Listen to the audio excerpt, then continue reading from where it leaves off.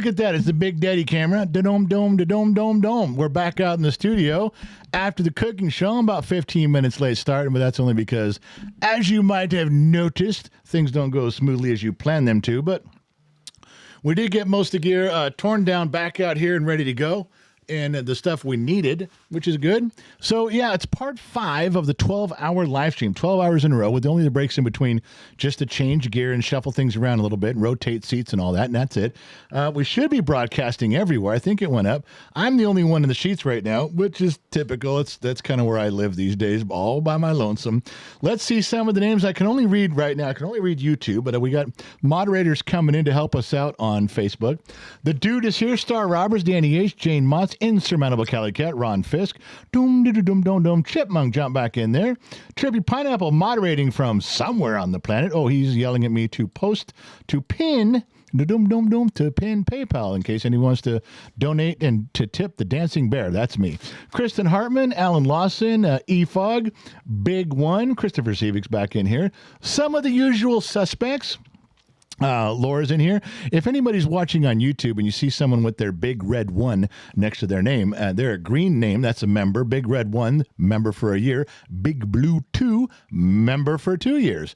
We'll see who gets their Big Green 3, a member for 3 years first. We're coming up on the end of our 4th year with Gen X Talks. We'll get to more of that later. There's some stuff. I don't want to start with a drink. And normally we start bottom of the glass shows drinking, but I can't start every segment tonight. We have 9 segments going on. You believe that? Now, the first one we talked about history, talked about things that happened in Gen X Talks this last year, things that happened in the world in America this last year. Most importantly, we were solving mysteries of the universe. We spent the first 45 minutes solving left or right Twix. Is a hot dog a sandwich, and how do you eat a sandwich correctly? How do you eat a Snickers bar correctly? Can you use a fork and a knife? I mean, these are things we had pictures, we had graphs, we had charts, we had focus groups. We laid into these hard-hitting issues in the first hour. So if you missed the first hour of the 12-hour live stream, well, you might have missed the heart and soul of the very operation.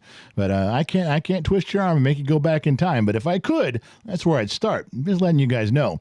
Then we moved on. The Kid and Addie, Briggs and I did a cooking show, which started off the first 15, 20 minutes, a little slow to get things going. But man, did it really take off after that. That was fun. That was one of that. I don't know that we're going to be able to top that for the whole night tonight. His headphones aren't working. Hey, how are you? Which one's he on? Got it. Okay. Also, Briggs just walked in studio. I couldn't get anything working. You didn't plug this in to the USB. I swear I did. No, you didn't. I was like, how the fuck? And then I felt the back. Oh, nothing there. Hey, so listen, here's what I want you to do. After you get the kitchen completely cleaned up of your stuff, open the new light. We're going to set that up. We're going to try. I want to see how heavy it is and what you can do with it. All right. So this is a work in progress here, but this is the, where are we at? I got to, you know what, I can even show you one on there. There it is. Let's go back to that picture. So we did the year in review. We did the cooking show. We're supposed to start at 4 with a special guest. We started about 4:30, so we're a little bit behind there. But you can see one-on-one with Gen X Mom is next. Music review with the Kid is after that. Then a podcast broadcasting live on kgxtradio.com at 9. And then adult Mad Libs, which you really want to be here for adult Mad Libs. This was not my idea. This was your queen's idea. My wife, Gen X Mom, she purchased Mad Libs, and we're doing the adult version tonight. So I'm not sure what that means, but I'm just going to have to drink heavily to get through it. Then there's question and answer time. There's stuff you guys wanted to know about Gen X Talks. Or about us personally as a family. Sometimes I let you guys know that we raised 32 children. I was born in 1967, in the year of our Lord, 1967. You guys have questions about growing up. We've known each other since we were 5 years old. And when this last batch of 8 kids we raised together here just outside of Los Angeles. Sometimes you got questions about that. You can ask away. And the last thing is we'll finish up with everyone who has made it through the live stream raising a glass. Now, I don't know how many of you made it from the very beginning to the very end. We did write down about 5, 6, 8 names that we're starting off with that we saw blow through here at the very hour number 1. We'll see what happens at hour number 12, but we'll see who's stuck it out with us the whole time. I'm not sure I'll make it the whole way through, but I'm going to soldier on as far as I can. Anyway, that's the schedule there. The schedule is up on genxtalks.com. Just look for the calendar section, and you can look at that, glance back anytime you want to. So just keep in mind Nothing really to show you in here.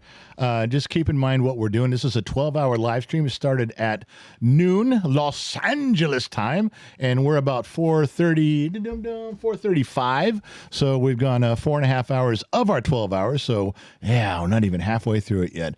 It seems like it's going to take forever. But we have to, along the way, you got to kill time. You know, you have to throw out some blasé colors, some crappy artwork. You put an infomercial out there, you know, just to fill time. You know, the Jerry Lewis telethon comes in and they have some guy. I think some really interesting people. You know, you get the Rolling Stones on stage or the Beatles back in the day, but you also get someone juggling. You get some guy who's on stilts with an Abraham Lincoln hat and he juggles. And those are the filler, the blasé, the infomercial type of stuff. Well, we're no different here at Gen X Talks. We aim to please, so please aim when you pee. And what we do here is we have to have filler, and you don't want to have something that's so great that it upstages all your other segments. Would you not agree? Good. Glad you're coming along with me. And so you want to have something very middle of the road, very vanilla and chocolate, you know, very blah, and you just kind of mundane, monotone. Hey, how are you? And I couldn't think of anything more mundane than low torque. I can hear all your words. What's that? I can hear all your words. Oh, right your headphones are on? Sorry, dude. I'm right here. Yeah. All right, well, there's your screen. You're gonna have to turn your screen, your whole screen, or move over because you're out of frame, buddy. You're not even close to being in frame. You got to get where people can see you, love you, and adore you. All right, well, let's see what's going on here. Gotta check the left, the door opened. Really, I'm yelling. I'm parenting right now too. Okay, so we say, for fuck's sake. Come on. So you got to parent with the right vernacular so they get it. Also, you CC my wife on that stuff. So this is Low Torque. Low Torque's been a friend of the program for a long time, friend of the family. He's been on staff, and then he has not been on staff, but he's a neighbor also. So it's really easy for us to say, hey, you want to make $10? Come over here and donate blood and sit in for a couple hours in the show. And he's always happy to say yes. Well, he leads a miserable life. He lives alone, no married, no kids, no nothing. Not even the dog likes him. So he just lives in a hovel in a corner in the basement of someone else's very rich mansion. So when he gets a chance to come out, yeah, he takes that every chance he gets. It's always good to have you. Low Torque, thanks for coming by, buddy. Sure thing. And I do have a pet. I share a rat with my neighbor in the other box. Oh, do you? Yeah. And now, you know, I remember you telling me a story one time, and I don't think you'll mind if I share this, but I asked if you wanted to stay over for dinner one night, and you said, yeah, it's better than what I had planned. And I said, what's that? And you said, well, I just got to go home and feed my cat. And I said, well, maybe you should go take care of your cat. And you said, oh, he's not even mine. He's a stray cat, and some nights he doesn't even show up. So I thought, yeah, it's better to have you hanging out with us than a cat that may stand you up. 100% sure. Yes. So that cat's an asshole. Let's go back a little bit here. What was one of the first memories you have of Gen X Talks? Like, what was one of the first things you can recall going, Gen X Talks, that's weird? Like live with you guys? No, or just in general. Like, how did you even, because at one point you got on staff, but there had to be a beginning. So in the very beginning, this is way back when you guys were doing shorts. Primarily, this is before there were a bunch of live streams. Right. I did catch a live stream or two, but the first thing I remember seeing was it was a short where you were talking about the difference between, it was one of your most popular ones, and it came up in my feed, and you're talking about the difference between the way we grew up and how we're connected to family. Gen X is this and Gen X is that. Right. And I'm like, man, there's really nobody out there representing the way we live. We're kind of a minor generation. We have less people than the boomers or the millennials. Right. So when I think about, okay, all the politicians are way older. All the entertainers are way younger. Like, there's hardly anybody in our generation that kind of speaks for us or details the Gen X experience. Well, we still do put out a lot of content that just mainly has to do with the viewpoint of Gen X, and you can be talking about, a can of orange juice, and I'll give you the Gen X Right. point of view, just the common sense approach on that. It's funny you brought that up about representing in time and stuff with everybody, because I just went through a Google feed, came up, and it was pictures, of course, and I clicked on it and scrolled through it, and it was talking about some of the differences that a Generation X that millennials and Gen Zs do not understand, and there was a lot written in there. But I'll tell you one of the coolest parts for being Gen X that I remember through this article. Your life was very compartmentalized Yeah. before the internet. In other words, and I'm stating the obvious, but you would have a work life. You would come home and have a home life. If you were part of a bowling league or a softball team, you'd go there and you had your bowling friends and your softball friends. And you go to church and you have your church friends, and if you're a kid, it was much the same way. You had your school friends, and then you had friends you played with on your street. Then you had cousins and that you played with at dinner parties when you had a family birthday or something. So your life was very compartmentalized. And even though that's stated in the obvious, I think even though the article didn't say so, one of the things that I enjoyed reading and kind of reading between the lines on, you get to start over. In other words, if you have a bad day at work, you can come home and your work life and your home life is totally different. You have a bad day at work, you come home, it's different people. Now, I know you bring your work home with you and you're angry, but you go to church, different group of people. You can separate the different parts of your life. You can disconnect.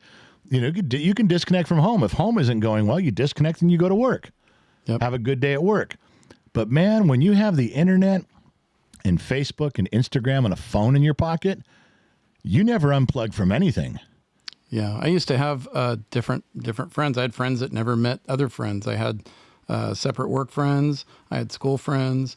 I had family friends. They were compartmentalized, and sometimes you would have a get together or whatever, and you would just keep it to those people. You knew that they weren't going to mix, and it wasn't by intent. It was just we have something, and we've all identified something we have in common, and we don't need to force it. We don't need to bring other people in, but you could still get along. We had a dynamic ability to get along with other groups, but those groups were fun in their own way. I think if you scaled that back to where maybe let's scale this back to a high school version, and let's say you get along with the guys on the football team. You can hang out, you can lift weights, and you can go out and you can throw the football around. You're fine, but you can also hang out with the chess club. You go to the chess club and you can play chess, and those guys, and you listen to different kinds of music, and and you can go to FFA where they're Future Farmers of America. And you hang out with the guys who work on tractors and grow carrots. Yep. But like you said, they were different friends. Some of them never even met. Why? Well, partially because it was in different compartments of your life, but the football players might not get along with the chess players. Yeah. Who might not get along with the farmers. I mean, they're just different groups of people. So you would keep your friends, in different places, not like you said, not on purpose. It kind of made sense. It flowed that way. I think that's impossible now. Yeah, people got along better in general that way because you weren't forcing. You're your own hub, and you've got these little rays that shoot out, and you can connect to other hubs. But not everybody in that hub wants to connect to the same hubs you're connected Right. to. They have their own, and everybody's doing the same thing. And it was people generally, I think, got along better and found more in common to talk about. I agree. It was something. Speaking of that, how you can move quickly into my kids post. My daughters especially used to post what they had for breakfast. They take a picture of every meal. They take a picture of what shoes they're wearing. So before they got to school, their friends knew everything they had for breakfast, how difficult their parents were being, if their curling iron broke, well, how many different pairs of shoes they tried on before they even got to school. They knew all that stuff. Yeah, or the music you're listening to right now. Currently listening to this song, and 80% of the people don't give a shit what song you're listening to. No, they don't. But you say that, so you quickly move into that description, which everybody knows and understands. But I saw a little meme the other day that I thought was funny. Because we didn't have that ability. We didn't tell everybody every stupid, asinine, inane thing that was going on. The one guy, he shows a picture of him on like his BMX bike. He goes, and the caption said, I crashed my bike in 1983, but I didn't have a way to tell you, so I'm telling you now. So That's awesome. So Yeah. this guy could have a whole web page of just going back through his life, sharing everything day by day that happened to get caught up. I mean, Yeah. apparently you guys all want to know this shit. There's some meals I can't take pictures of from the past, but I'll make it up to you. Yeah, I think it's easy to discount what people are doing if 90% of their feed you're not interested in. You don't have a touchstone to that hobby or that interest or whatever. If it's music, if it's food, whatever it is, sports. There's a guy may be the biggest fan of some team in some sport you don't care about, and they're posting 80% of their feed is all about that. And you're like, I don't care. Well, but I'll hang out with you when we play chess. That's right. See, that's the thing is that when we used to put our lives in different compartments, we could go hang out with somebody because if I went and did something with someone at a bowling alley, I didn't have to hear about their love of the Raiders the whole time I was there. Right. You just didn't bring it up. They weren't telling me their entire life story while I was there. I didn't care. I was talking about maybe a little bit in their wife, their kids, a little bit about their work. Mm-hmm. Or they may say, hey, the Raiders lost this week. That was it. Yeah. But the internet shows you everything all the time. You're gonna dissect someone's life in every aspect of it. Hey, thanks for leaving the door open, Dickless. It was hot in here. You agree? Love work? My nose is getting a little cold, but I am aged. All right, so how heavy is that thing, Briggs? Not heavy. Well, hold on, because I have, or just go about your business. Listen. That is a beautiful balloon. It's a cloud light.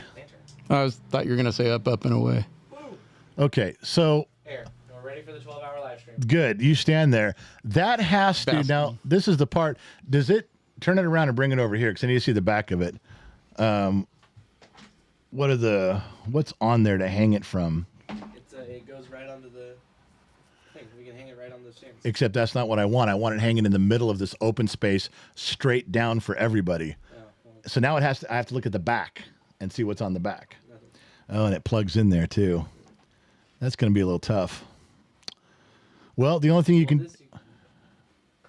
Oh, yeah. Now, if you put something on there, screw something on there so it's sticking out the back, and then you're going to have to find a way to screw two screws on each side with a string, something or a thin rope, and then hang that from it right in the middle. And I'll tolerate some of that action while you're going under the ladder and a screw gun. We'll put up with some of that. What?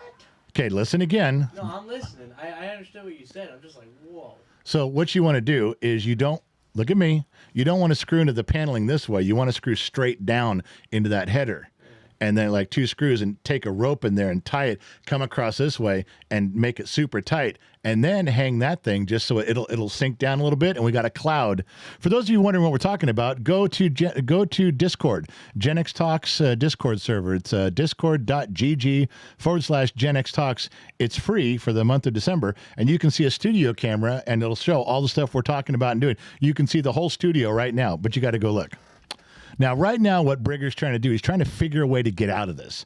He won't tell me he doesn't want to do it. He'll try to say, well, I can't do it. Can I? And he's going to desperately find a way not to do this. Nothing he's doing right now in his brain is figuring out the best way to accomplish it. I'm thinking of the best way to accomplish it. I just don't know about that idea. Okay, then put a board all the way across. If we had one that long, you could put it all the way across there. But I think we got rid of all those boards. All right, so anyway, while Brigger's figuring this out, and he'll have to get a ladder and a screw gun and find some rope, or he's going to have to run up to Home Depot and grab a big old fucking piece of wood, which I'll allow you to do. If you want to go buy a piece of wood that long, then just set it up there and mount that to the wood. Anyway, so this is how we're getting along until we get this light hung up there. But it'll be up and running before the end of the 12-hour stream's over. So let's go back to what we're talking about. So we talk about having different friends and compartmentalizing and not being online all the time. And you stumbled across Gen X Talks. What hooked you? What made you come back and visit again? What made you follow or subscribe? So after that one, I thought, oh, this is impressive. Like somebody's talking about things or representing like the experience. Not that there weren't a lot of really great people out there or role models in our generation. I mean, all the tech bros, like all those guys, they're all the people that created the things that we use every day, the Elon Musks and yeah. You know, I mean, it's just there's a lot of Gen X people, but they don't talk about it. They just kind of did it like we did. We just did it. Right. We didn't bitch. We didn't make a big deal about it. But it's good to hear that there's a relationship between my past, which is totally foreign to you, and your past. Like, I think I brought up to you the first time that we met that one thing I realized about growing up, we were kind of feral as kids. We were like run around, come home, don't be late for dinner, but don't get home before dinner. Right. Stay out all fucking day and find something to do. Come on the porch and sit down. Yeah, but don't get in trouble. Yet. Don't get in strange cars and Briggs get back. home in time. I have a second one of these, and they're really easy to put up. I was wondering if you want one up here going this way, and then one up here going this way. I don't know if they're powerful enough to light that far, but we only have one lamp, I think. Two. We have 2 lamps? Yeah, we have 2 both. We do. Okay. Then Because they light up very far. They do. how are you going to mount them? Are you going to put them on a stand? Those stands work the same. It's the same brand, same thing. They're interchangeable. All right, I'll tell you what. You can try it, but if I don't like it, you're going to go to Home Depot and buy a big old long piece of wood. All right. So so what I was saying is like we didn't bitch about all that or feel the need like, oh, we got to get it out. But once you hear about it, it's nice. Oh, here's some touchstones. Here's some common things. Like you just took it. That's my experience. You didn't realize that other than your friend group, that everybody else in our generation was kind of going through that. I would say that's a ton of common ground that we don't even know about. Right. And we didn't grow up needing to have that to begin with. So it's kind of new for us. Whereas, generation prior and the generation forward, 2 different, totally different outlooks. Yeah, completely on that. So and I was thinking about how, okay, when we were kids, whatever you were into, you had to have some capacity, or you had to know somebody with the capacity to do, or somebody who was the local expert in whatever. If you wanted to ride BMX, you needed to know how to work on your bike. Right. If you were a skater, you had to know how to replace your trucks. All this stuff that you were interested in, you needed to find a way to learn how to do it. Yeah. Parents probably weren't going to teach you. locally. Yeah. Yeah. Or you had to hang out with the dude who knew. Well, that was another part that came up too in doing Gen X talks with that kind of stuff, was that people would say that trying to explain to them the disconnect. And I don't think, this is just my own thought on this, I don't think that kids care about remembering. I don't think they care about learning a lot of new stuff, and they certainly don't care about remembering it. Yeah. And I'll tell you why. When I was a kid and someone says, well, how far away is the sun from the earth? And I said, well, I don't know. And I didn't have any encyclopedias nearby. So it bothered me all day. I asked my mom. She didn't know. I asked my dad. He didn't know. And I'm like, God, how far is it? I wonder if it's like, is it 1 million miles? Is it 10 million miles? How close is the sun? How far away is the sun? And it would eat at me. So eventually, I asked my grandfather, and he'd get you close. Anyway, you finally bump into someone who has the answer, or has an encyclopedia, and you look up the answer, and you're like, okay, I got it. The sun is 93 million miles from the earth. Oh, okay. Do you know what? I'll probably never forget that, because I craved that information. It bothered me for so long. I asked everybody. It was in the back of my head, and finally, because everywhere I go, I'm like, hey, you know what? That old dude over there, maybe he knows. You're out at a restaurant or something, and some guy's leaving. Like, excuse me, sir. Do you? Random question, but it bothered you to a point, and you had to find the answer. When you did, it stuck with you. Yeah. In fact, let me ask you like 4 questions off the top of my head that you should know. Okay. Based on that sun from Earth thing. All right. How many days are there in a lunar cycle? I don't know. 30. 28. 28. But you for 4 weeks, right? Yeah. Okay. And then what temperature does water boil at sea level? 212. Right. How many feet are in a mile? 5,280. You see, these are just instant. You don't have to Google. Will you Google your brain? Right. You just because you needed to know that it was important. And now I can do any one of my kids. I could say, how big around is the moon? They don't know. They Google it. They tell me. 2 days later, I say, without using your phone again, how big around is the moon? I don't know.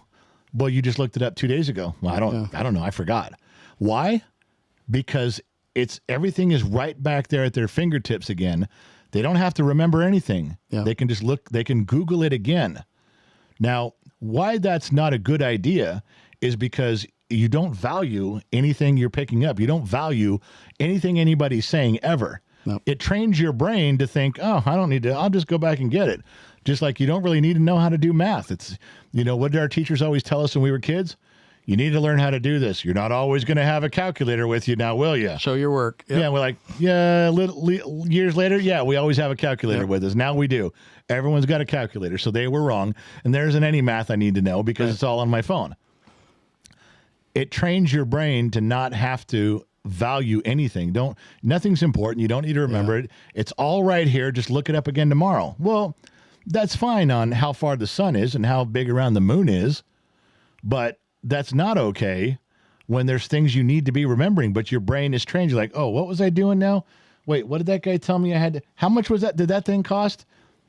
You just start forgetting stuff. And I know that if you're buying an old Camaro, of course you're going to remember. Yeah. You're probably in your 30s, you'll get it, but that's important to you. So you're remembering it because you're interested.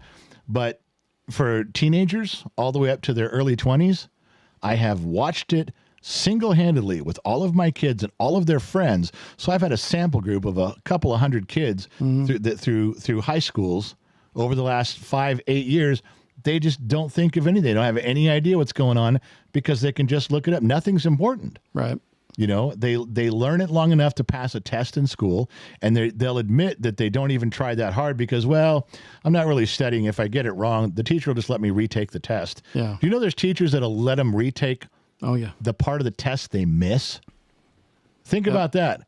You take the whole test, and if you missed half of it, the teacher will say, you just got to take the half you missed. What if they guessed on the other half? Make them do it again. Yeah, or give them partial credit for the whole test. Redo the whole damn test. Yeah. Give them some partial credit. It's there's information is so readily available that nothing seems important to anybody. They're not trying to remember anything. My kid couldn't remember something he Googled 2 days ago. You don't want to know. I don't know. What'd I tell you? Let me look it up again. Man, I had to remember things. To this day, I can tell you a small block Chevy firing order.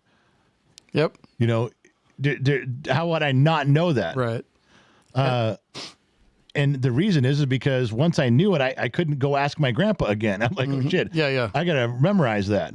Yeah, because then you get accused of not listening, and that's terrible. Yeah. So you just stuff that sticks in your head because it was important to know it, and it took forever to get an answer sometimes.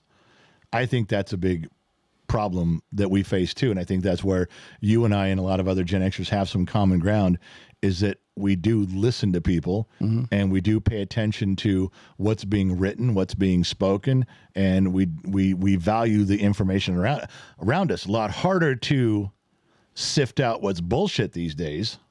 So I wonder, as we get older and our short-term memory fails, it's harder for us to learn and maintain, to keep information that we learn. We still have some other things solid. Water freezes 32 degrees. I look at the temperature. Oh, there's probably going to be ice on my window. Right. No contact. Nothing for them to recognize when they see that. Oh, it's cold. Like it just says it's cold because there's a snowflake on the screen. So right. I know it's cold. I'm using a pictogram to decipher this information. However, none of those fuckers have gotten old yet. When they get old, what are they going to remember? I don't know. Briggs has a problem right now where he'll walk by a tipped over trash can and he'll step over it with his phone. Looking at his phone, he'll step over it. He knows that the cords need to be rolled up and put away at night for things. Goes to bed, doesn't even think about it. And, you know, when my wife comes outside, she'll come in and say, hey, there's clouds. It's getting ready to rain. Is there anything left out we got to put away? It's going to rain tonight. You know, do we got to go put something away that we have left out? Right. Put something in the garage, put something on the patio? Of course. You could go and tell Brigger it's going to rain in 3 hours, and he'd go, far out. It's going to rain, far out. It's like, well, do you think we should? Is there anything out? You know, should we worry about anything?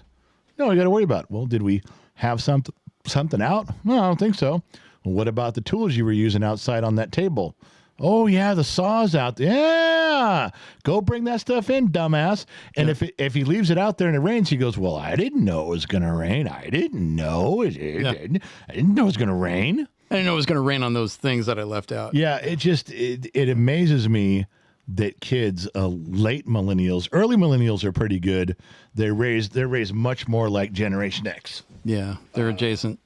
But late millennials and Gen Z, there's such a number of them that just are completely disconnected, like they have something built in them that doesn't work. Yeah, I think the disconnect happened when the information was at your fingertips. If you had to go home and Google something, sure, you had a little crutch, but it wasn't the same as, you know, having it right at your fingertips. Like as soon as that happened, as soon as people got smartphones, I feel like it kind of turned a corner. You know what? I want to say something that's going to sound completely, it's going to sound arrogant, but it's also going to sound like, oh, it's exactly the same as before, but you guys pretend it's better.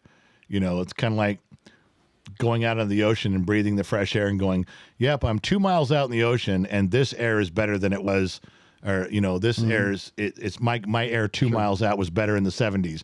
And someone would say, well, it's the same air. 2 miles out of the ocean, 1970 to 2024, it's probably the same goddamn air. 2 miles out in the ocean. How could your 70s air be better than our air? Well, it just was. Some people will look at it like it's that ridiculous, but see what you think. I got asked recently about being on the internet when it first became the internet. First, like 3 or 4 years when, you know, websites were popping up everywhere. And I said I enjoyed the internet back then immensely, and I would find myself escaping from the world to go online because I loved reading about Mount Everest and how many people had died trying and how many people succeeded. And there was pictures of the base camp, and I learned so much about, and then I could go to another one and say, here's Jacques Cousteau. Anybody remember Jacques Cousteau? And it had all the stuff from his son posting pictures and stories. I'm like, this is fascinating. And I could spend way more time till 3 a.m. doing that stuff. And then my kids go, see, you spent till 3 a.m. on the internet, but when we do it, we're irresponsible. And I'm like, you're fucking playing video games. Yeah. I was really exploring parts of the world I had never seen before. I really enjoyed doing that. You're just fucking off. You and your friends are dicking around and just watching reels go by and playing video games. You don't have that same substance. Don't compare the two. Yeah. But they do. And I got questioned on that, and I still think that there was a time when the internet was in its infancy, the first 4 or 5 or 6 years maybe, that it was really a good thing. It was a positive thing. Now the internet represents social media so much to me. I think that's another disconnect and a bad thing. Yeah, there's a lot of overload. I'm not even complaining about the way things are now. It's kind of like we have the keys to the candy store, and none of this will be possible without the modern part of the internet, and I like what we have. I love it, and it's a good improvement on what used to be. I love having information at my fingertips. Sure. However, we grew up having to learn things the old-fashioned way, so we worked muscles that kids aren't working today. And I think there's a difference between growing up a little challenged and you know, I don't mean challenged like where things are difficult, but challenged like you've got to figure out how to find out. And now you don't. There's no struggle in the pursuit of information. It's just instantly right, which is great I think for us and for older generations even, but and the younger millennials like you said, or the earlier millennials like you said. But when you're talking about kids who've never had anything, but there's certain. I think there's some muscles. We'll figure it out later what those are, but there's something not being worked out. Well, they always, I always say, if you don't like what's going on, if you don't like a channel, don't try to get them canceled. You fucking babies. You don't like Gen X Talks. Don't cry to TikTok and Facebook to get us canceled. Turn it off. Turn the channel and go someplace else. Yeah, you have choices. You don't need to be the defender of the universe here. Well, you may lead someone else astray. You may trigger someone. I'm going to stop you in your tracks. And I always say, move the fuck on. But then people use that argument against me. I say there is so much trash and filth and social media on there. And they say, well, if you don't like it, just turn it off. And then I say, well, there's others. And they say, well, here you are. Now you're defending for others. And your analogy of the keys to the candy store is like, okay, there is a candy store. And if I go in and eat all the candy, I'm going to get sick. You know better. I know better. Now, But, and so I say, the social media will absorb you and kill you. I don't dive in feet first. I'm standing there going, okay, I see this is a candy store. And they say, well, that's what we're saying. You don't like it, then move on. And if someone else doesn't like it, move on. You don't got to close the candy store. You don't got to get rid of social media. Right. You don't got to get rid of the news. You just can move on. And you're not saving everybody else. The problem is, 3-year-olds have a key to the candy store. 5-year-olds, 8-year-olds, they're on the internet. There's something about impulse control there. You can say that. You can say, well, just like with Gen X Talks, if we don't like it, you tell us to move along. We're telling you, if the candy store is wide open, move along. Right. But you're not going to tell a 9-year-old that. Mm-mm. You're not going to tell an 8-year-old that. They're just going to eat all the candy. They're going to absorb all the social media until they're sick. I think there's a difference there. Yep. It's just hard to describe to people, and it's hard because they shuffle the label around. As soon as you say, don't cancel Gen X Talks, move along. They say, don't cancel fake news, don't cancel social media, just move along. I'm like, I can't. There's 8-year-olds here. There's 9-year-olds. I can't. Right. And they will want to be there. They can't come back to me and say, well, there's 8-year-olds and 9-year-olds with Gen X Talks, and they're going to want too much Gen X Talk. No, they're not. They're not going to, there's no 9-year-old that's going to be left in the room and go, log into genxtalks.com. Yeah. No, not happening. It's not the same, but in an argument with someone, they treat it the same to shut you up. So, there's a difference there. And again, this is the difference between the internet, when it first started, where it is now. I still wouldn't want an 8-year-old on the internet till 3 a.m, but I know if I left my 8-year-old the first 4 or 5 years that they came out, they're probably going to be okay. There wasn't any big social media, and Playboy required a credit card. So I don't know. That's just me. What do I know? It took a while for the screen to refresh anyway at 28.8. Or shoot, that was good. We're back in the 9600. 3600 baud, like on bulletin boards, and just So old school internet was. I got crappy. some surprises for you. For me. Yeah, I need you to look up at the monitor up there. Okay. Because this is a little bit more of the low torque hour than I had warned you about. Oh my. God, every time I open that screen, it kills that one deal. I have to put that back, see if it comes back. And it did. All right, you're just gonna have to deal with that. So I'm scared now. You might be. I have some questions. Most of this is Gen X Talks related. Some of it's not. But other than the pictures that I took off of my wife's phone that you sent her, and I didn't use any of the nude ones, you're going to have to explain to me how we ended up with this picture. How did I get this picture of you? Because I didn't go to your social media and stalk you. Somebody asked for a picture for the website. Yeah? Yeah, so that's where that came from. Okay, that's a creepy fucking looking picture, dude. Yeah, it's not my best. I mean, it's not a good look for me. You're looking like, hey, what are you looking at? How you doing?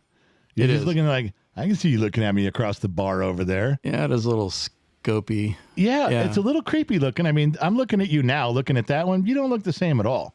Yep. It's a little bit of a different look. Plus, you got a little bit of a fat goatee going on there. Yeah, I didn't like that. All right, so you think, was this a selfie or did someone take it for you? I don't remember. I know where actually, you were? Can you tell where you are? No, I don't have a memory of that one. I know it was probably about 3 or 4 years ago. All right. Well, we here at Gen X Talks, we labeled that picture suspicious. Okay. Just so you know. You mean sus. Now, what was your nickname? You obviously you have a name in the real world, and you go by Low Torque online, which I think is fucking cool.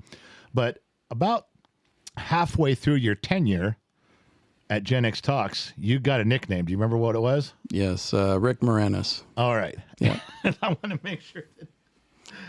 And I'll tell you, every time we read something from Low Torque, we read it in the Rick Moranis voice. It's like, okay, so I'm Low Torque. I'm here. I got my hat on. I'm going to sit down by my microphone right now. Should I sit right here?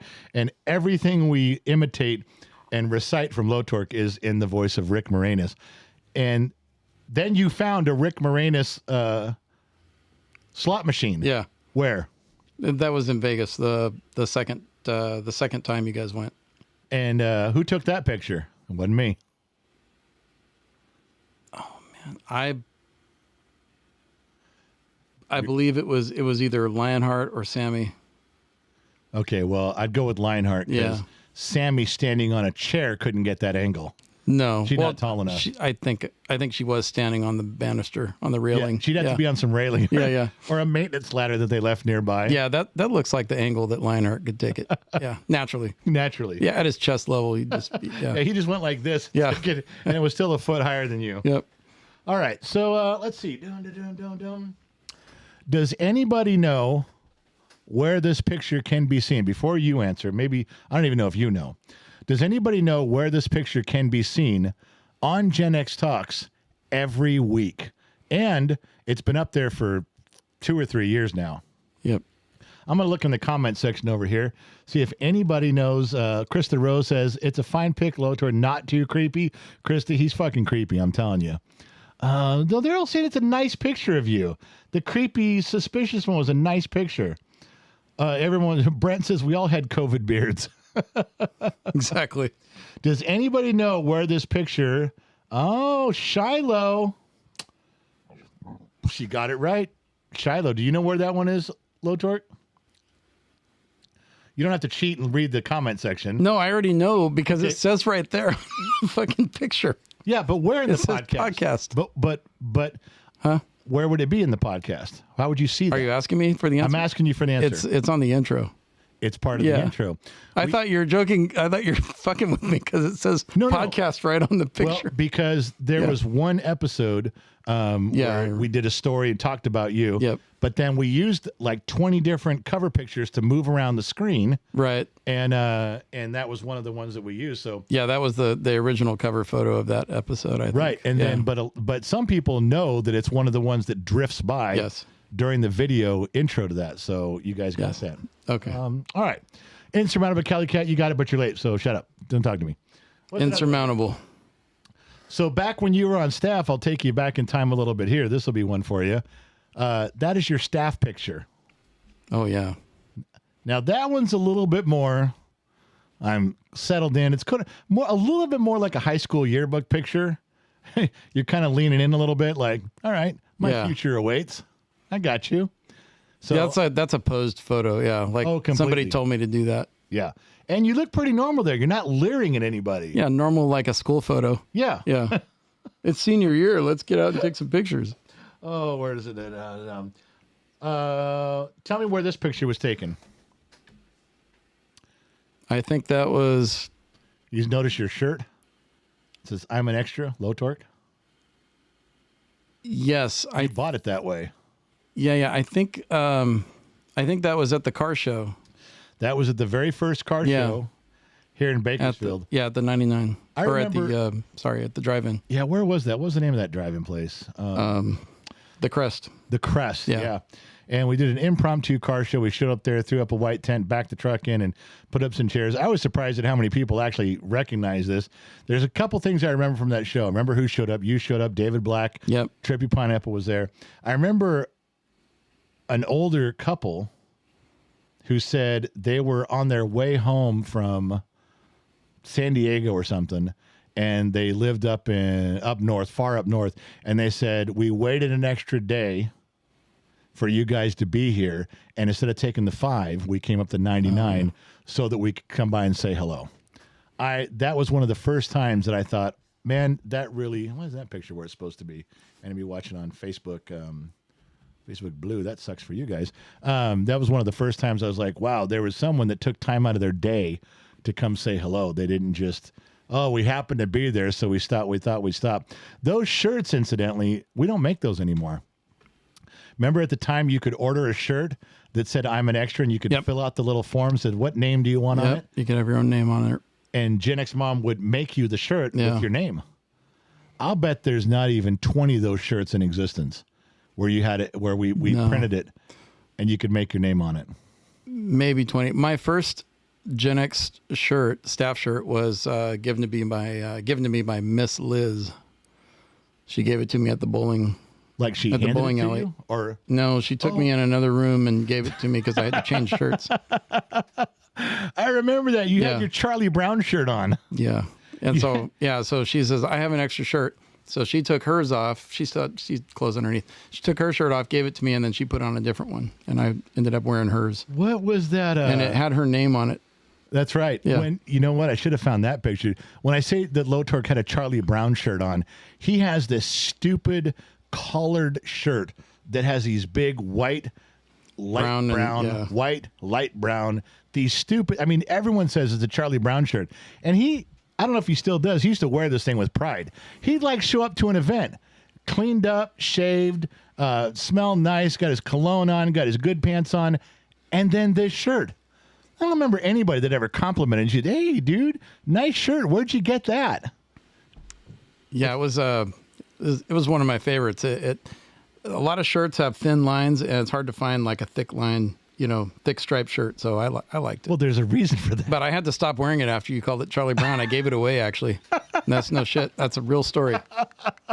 Did you really? There's a guy that said something nice about the shirt I was wearing. I said, hey, do you want it?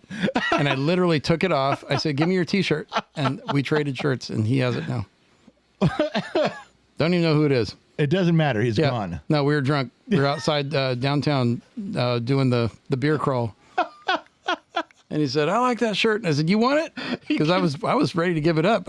Like, this shirt's tainted. I don't want anything to do with it anymore. This shirt's tainted, man. Yeah. The general's making fucking Charlie Brown. I'm not doing Brown that. Shirt. Yeah. Nope. I really gotta find that now. I gotta find that shirt somewhere. I can't look it up at this moment, but yeah. Maybe we'll get lucky and that shirt will appear. It might show up. And this is I even had matching shoes. You did? Yeah. I had brown, like suede Vans. If they were went with the brown shirt. and white, I'd have just... They were fucking brown and How white. did I miss that? I don't know. I bet Trippy remembers. How did I miss that? That's got you out of your fucking mind. I actually matched. It was my first. It was at the bowling event. At the All-Star bowling event? Yep. Yeah. So I wanted to look nice. I didn't know I was going to meet. No. Yeah. So you chose that shirt. I did. So I know. I'm not saying my judgment is sound. I'm just saying that's where I was. That's what That's where I happened. was in my head. Yeah. We had for those of you who don't know what he's talking about, years ago, when we started doing events, we had a Dodgers, a vintage Dodgers and vintage Lakers bowling event down in the Long Beach area. And this is put on by Daniel Edwards. And so, there's old Dodgers and old Lakers, and Gen X Talks was down there, and then they sold tickets. You go in there, and Trippy was there. I think that was the first time I ever met Trippy in person. Yeah. Yeah. He was down there. 'Cause he had a Trippy- stash at the time. He didn't have a beard yet. Yeah, and he was scared. He was like nervous because he always sit as far away as he could, but still be part of the group. Yeah. He was just off to my. He was a little shy. Yeah. Yeah, he's just like, well, maybe afraid's not the word. Yeah, shy was a better word. Not afraid, but he was shy. Yeah. And now he talks trash to me. Good. Asshole. He should. But he would sit off to the side. Yeah, and then you showed up with your Yeah. phone. Everybody, like, we all kind of matched in our dark shirts. Except for me. That's why I got that Except for shirt. you. Yeah. In the pictures, you got this fucking Charlie Brown shirt Yeah. on there. That's why Miss Liz gave it to me. And yep. It would have been a better story if she gave you the shirt and a boob popped out or something. That's the story you told. You know how you always tell lies to fill out the story? Yeah. Lies every chance I That's get. what you said. You said, all I know is that Low Torque and Miss Liz left. They went into the girls' bathroom, and I didn't see him again for about 10 more minutes. Next thing I know, he comes out. Her hair is messed up. They got different shirts on.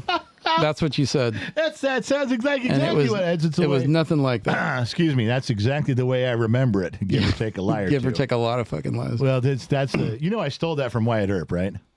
Yes. He used to say that Wyatt Earp would Yep. tell a story. He'd go, "That's the way I remember it." Or that's Yep. how it happened. Give or take a lie or two. Yeah. It's just a couple lies in there, but he didn't tell you which part was the lie. Exactly. Yeah. All right. What else we got here? Dum dum dum dum dum dum. Let's see. This is as busy as it gets. So this isn't your first time on camera with us either. There's No. a picture up there. You've done some shows. You've been in here quite a few times, and that particular time, that isn't even you. Oh, it is you. Wow. So you look badass right there. What? Yeah. I don't even see it. in Hold on. the Let yellow. me see if I can zoom on my phone. I can't see it. Yeah, that's you. Anybody zoom in? Right behind Iceman. Oh, yeah. Right. I'm wearing a cap. Yeah. Yep. You're like a longshore worker or something like that. Yeah. You work down at the docks. That was a fun night. Yeah. That wasn't even the best night. That wasn't even where we were out at the fire pit with Dr. McDreamy was there. Shut the fuck up, Donnie, Iceman. Yeah. Trippy. I remember we told that story. So this isn't his first rodeo being on there. We told that story on a live stream after we all hung out there drinking and smoking cigars. And everyone in the live stream in the comment section was like, "How do you guys have all these names for everybody?" And they wanted to know, well, how did Iceman get his name, which I've never told anybody. Well, how did Shut the Fuck Up Donnie get his name? I don't mind telling that story. But we did this constantly where we're just talking about stuff and said, wait, stop the story. Stop the story. Who's Wild Bill? You know, they want to know Yeah. and how they get that name. That's always been a thing with them. So, yeah, that was a good night. But even that was one thing that kids don't understand. Kids nowadays, they're all about, well, we got screen names. What do you call it? They still call it, Briggs, they still call it gamer tags? Username. Are they called gamer tags at all anymore? On Xbox, yeah. On Xbox. But before then, you know, 30 years ago, before there was even computers, or 40 years ago, we just had nicknames for each other. Yep. You know, if you got a nickname, you were lucky, and you could never pick your nickname. You had to have it Right. given to you by somebody. And that's still the way we do most things, you know? Like, Yeah. you picked Low Torque as your username, but we all called you Rick Moranis because it was funny. Yeah. Yeah, and then I think this is funny. I don't know if Two Bear is watching, but when he gave everybody a nice fifth of whiskey with a like a leather jacket on Yeah. it, and everyone had their own name on it. Everyone had their name. You know, yours said General, I think, and Right. Trippy said Trippy, and all whoever got one, and then mine said Rick. He didn't even put Low Torque on there. It went right to Rick. It was hilarious. Yeah, Two Bear was on staff for a long time. Still a friend of the program. We do stuff with him. But Two Bear made, you could get a fifth of whiskey or wine or whatever, but his wife would make cutout leather jackets or little vests, and they would go around the bottle. Like a motorcycle club style. Like a motorcycle club, and they have little logos on them and stuff. They're really cool. And Yeah. they put, you know, the General on mine, Gen X Mom on his, Briggs had one, you know, Gen Z Kid, and everybody. And you can Said Rick in quotes. so skip right over Low Yeah. Torque, Yeah. went past your real name, went past your cool username, Yep. went, You know, went to Rick. since we're being funny, do you remember the first time you met me? I was hoping you weren't even going to bring that up. That Oh, was such an okay. awkward encounter. Yeah, that was great. I don't even I remember always how you. I remember where, but did you say you wanted to come over or something, or meet me, or we're in the same neighborhood or something? You said something. Okay, I was corresponding email with Gen X Mom, Right. and we were talking, and I realized I said, "You guys in Bakersfield?" Because Yeah. it sure seems like it. Like I saw the name of his on one of the FFA trips he went. Right. I saw the name of a high school, and the neighborhood just looked very Familiar. suburban Bakersfield. And I thought I bet they're from here or Santa Clarita or somewhere nearby. Right. And so I asked her, and she goes, yeah, we live in Bakersfield. So I corresponded with her, and I had ordered something, and I said, hey, if it's to save you shipping and postage fee, if it doesn't weird you out or anything, I live about 2 miles down the road. I told her exactly like what neighborhood I was in. Right. So I can come by and pick it up if it'll save you any trouble. And then I'd like to shake General's hand and just introduce myself and say hi, because there hadn't been like a meet and greet in a while, and there wasn't Right. going to be for a bit. She said, yeah, come over. I'll have General come out and meet you. So I come up to the door, and well, you can. I remember that. Now I don't remember if I Yeah. handed you something or You had a bag that she'd set up and that she Yeah. was supposed to give to you And to I'm like, give she to goes, me. hey, this guy's coming over to pick up something he bought. And I said, okay, why? He said, well, so we don't have to ship it because he's here in town. I said, okay. And she said, well, he just wanted to meet you, so can you hand him the bag? And I said, yeah. So you knocked on the door, rang the doorbell. I go out front in there, and I like hand it to you, and it's like, hey, so it's nice to meet you. You're like, yeah, good to meet you too. And then we stared at each other. Yeah, do you remember the first thing? Was Yeah, you opened the door like to motion me to come in, but you were letting the dog out. And I thought you were motioning me to come in. I was like, oh, this is surprising. Okay. And then you go, no, I'm just letting the dog out. You put your hand up like stay back, weirdo. Like, what are you doing? You go, I'm just trying to let the dog out. Why do you think you can come into my house? I thought it was weird, but I was just rolling with it. Like, I bet you're inviting me in. That's weird. But okay, like that's cool. You said I'm about to start a show. You were getting ready to do the world I'm show, gonna which have you I put didn't the know. other one over there, and then put those two on this side, pointing that way. Okay. That'll help out too. Well, then we're gonna need stands. Yeah, because I didn't know your schedule. So You're using the stands from those. Yeah, but do you see what I mean? These like, boom. Well, Like, look at put the other one up and let's see. Like, look at the difference. Like, just with this, it's like, geez. Yeah. All right. I do remember that now because Yeah. I was trying to open the security door to let the dog out. Yeah. And you started walking in. yeah, I thought you were motioning for me to come in. That's not Low Torque's fault though. Yeah, it's a social Yeah. it's a social nicety. Like you open the door, oh, it's a welcoming gesture. Come on in. Yeah, I think that's you. not on him. That's not on I him. think No, you it's should have definitely waited not. for a two-step Yeah. authorization there. Oh, okay. Door open, and Two-step. you get a nod or a I'm pretty wave. sure this is how it happens. We're neighbors. I didn't think I needed 2 steps. Because like you open the front door, right? Yeah. Not the security door. Right. You say hey, you say exchange a few words, then open the security. But door? I had to Yeah. hand him something. Yeah, but you stepped to the side, like, come on in. But Oh, no, the that's dog right. was running I down did this. On these you went. I did step Yeah, to the side, he but it did was that, to let exactly. the dog out. Well, you remember how big Reagan was. You had to get out of her Yeah, way. that's big enough for me to get through. Yeah, I You could- hit him with the, like, I'm coming in. after you. Like, Yeah. After you. So, I'm coming yeah. in. You might offer me a drink. We'll have some snacks. We'll bullshit for a while. He was like, "This is my dream." Yeah, It's great, man. Well, so then we find ourselves on the front porch staring at each other. Yeah. And I remember feeling awkward, like, what the fuck? Yeah. Kate, we said hello. Why are you still here? What are we doing? no, you came out on the porch. I did. and so I thought, oh, you want to chat for a bit, and so anyway, it's all a bunch No, of I was waiting for the misunderstandings. dog to go to the bathroom. Yeah, and I then didn't have to walk out on the porch to wait for the dog. Well, I can't just shut the door on him. yeah, no, I was asking you. You said you were about to start a show, and I said, oh, I'm sorry, I don't know your schedule, and you go, well, it's on the website. You told me how to get to the website, how to look up the schedule. And then I was Wasn't like, oh, that- I didn't even know you had a website. Like, I never YouTubed. always plugging. I never Always followed. plugging. Yeah. Here's a sticker. And Here's the yeah. stick. I didn't miss a chance to plug the website. Yeah. Make sure you like and subscribe. Yeah. God. Press the bell so you don't miss any content. Yeah. I'm like standing in front of the house. What bell? Yeah. I don't know. So funny. I just remember coming back in and my wife goes, well, how was you? I don't know, it was fucking weird. You made me go out there and hand Yeah. something. He tried to come in, then I went out there and we're staring at each other like, well, I got to go now. Yeah. It was just, Friendships. it was awkward as And then- fuck. Then you said something. You talked about me on the World Show like I look like I was like a kid or something, but it's because I have my Clark Kent disguise on my glasses. So Yeah. you can't see my wrinkles around my eyes. No. You thought I was younger. Yeah, I thought you had, No, remember- I'm exactly the same age as you. Now you look like you're like in your late 20s or Yeah. something. I said, some kid comes up to my A door. backwards cap and some fat glasses. Yeah. It's very deceiving. Oh, man.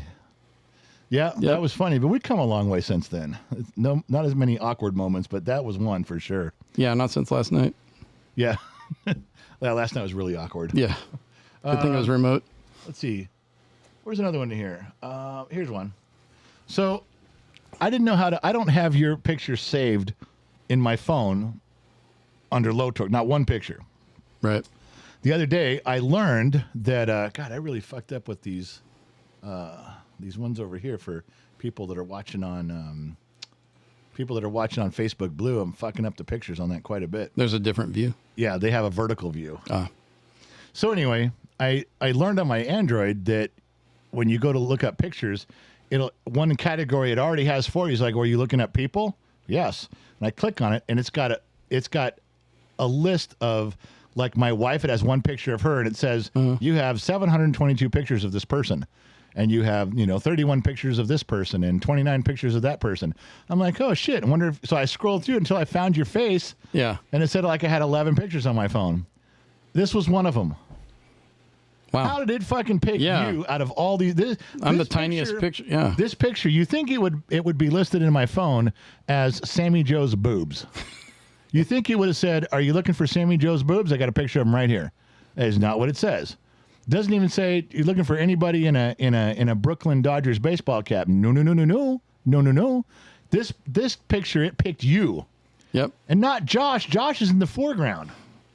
And it still picked you. So I added this, but I just want to point out, do you remember where and when this picture was taken? That was at the staff dinner in Vegas. Yep. It was at Lucille's. Yep. Lucille's. Okay. Right. Help me with the dude behind you. You always remember more of him than I do. Let me see. And I can't remember his name. Oh, Ivan? I I don't know. He was Russian. He was Russian. I'm being stereotypical. You gave him those funny red glasses to wear. See, Sammy was nice, and she brought party favors for Yeah. everybody. She brought Unlike everybody you. glasses. You just showed Unlike up. you, it's not my channel. You should be bringing I glasses paid for dinner. and shirts. And shirts. Yeah. What'd you do? You showed up and ate, I took a did. shirt and took glasses. I did. I was just consuming that night, but that guy consuming. Yeah. Well, he was a waiter. No, and he was funny. He's wasn't he an actor? And you accused him of being a Okay. porn star in Russia. Because he said he's a Russian actor, and you go, and he said something about because there's a little bit of a language barrier. He indicated that the kind of movies in that we wouldn't have seen, and then like in other words, Russian. Goes, but you said, you "Oh, wouldn't porn." have seen anything that I've been in. And you go, "Oh, it's porn." Yeah. Yeah, and then you really accuse him of being in. You porn. dragged him over the coals. You told him. You said, "Hey, you're starting at full tip right now, so for the rest of the dinner, just know that you can only lose money. So do it right, and you're going to be happy." Oh, yeah, he did. He told us his name. There was some story about his dog. I can't remember. He was an actor trying to make it, and he was having trouble. He'd been in movies that we'd never seen before. I do remember all that conversation. But then the guy got in the staff picture. He didn't mind taking a picture with staff. He was a great sport. That was fun. Now, let's I think you've avoided one part of the evening. You said, "Oh, I paid for dinner. I paid for the shirt. Sammy brought the glasses. You just showed up and ate." There was two other things that occurred that night that everybody remembers because everybody brings it up to me. The dad jokes? Oh no, you do dad jokes everywhere. That's not unique. No. The other thing you did. Oh, where I called attention to the sconces.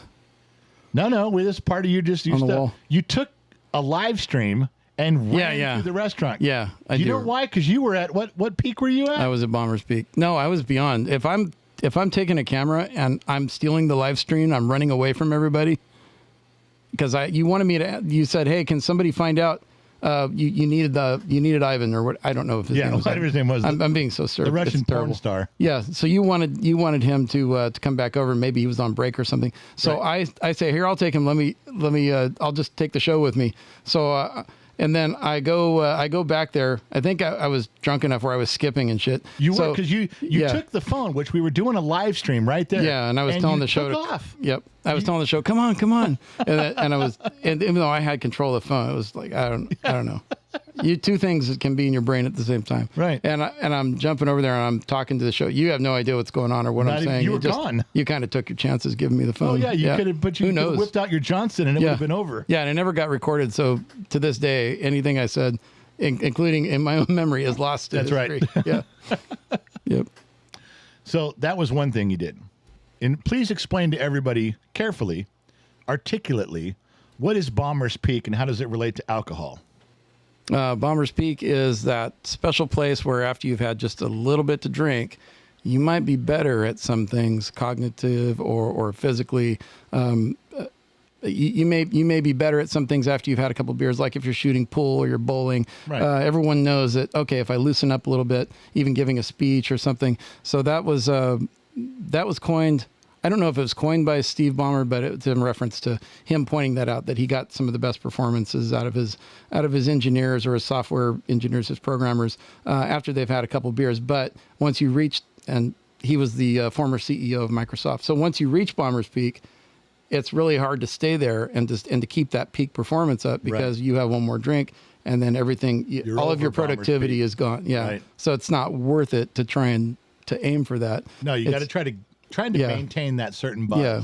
Yep. And it takes practice. Yep. So if you're loose and you do something better when you're drinking just a little bit, it's good that's the time to space it out if that's your goal. So that was one thing. Everyone's talking about you being on Bomber's Peak and running off with the phone, running off with the live stream through the restaurant. I got news for you. I fell off the peak. If I was doing that, I figured you were over. Gone. The other thing you did that everyone say, do you guys remember that dinner, that staff dinner? Oh, it was so much fun. And we were drinking and having food and laughing and carrying on. And someone will say, yeah, wasn't that time when Lotor grabbed the live stream and took off running? And like, yeah. And it wasn't that time he's touching your wife's leg all night? Hey, not all night. It was just once, and I said, "Hey, those look exactly like the lights at Pirates of the Caribbean." Yeah, yeah. So we all look over at that. We turn around real quick, and you're pulling your hand back. You're like, "What? I wasn't doing nothing." Everybody brings up those two things. Yeah, it was carefully orchestrated. Yeah, all the way from beginning to scripted. So that was one. So this is also why he was removed from staff and never asked to come back ever again. In fact, we've banned him from all in-person events where Gen X Mom is available. And I was actually pointing something out. It was just a coincidence, and you guys thought I did it on purpose. I was pointing something out, and it was the back of her calf, and all I did was I said something. I don't even know what it was. Like, what is this material?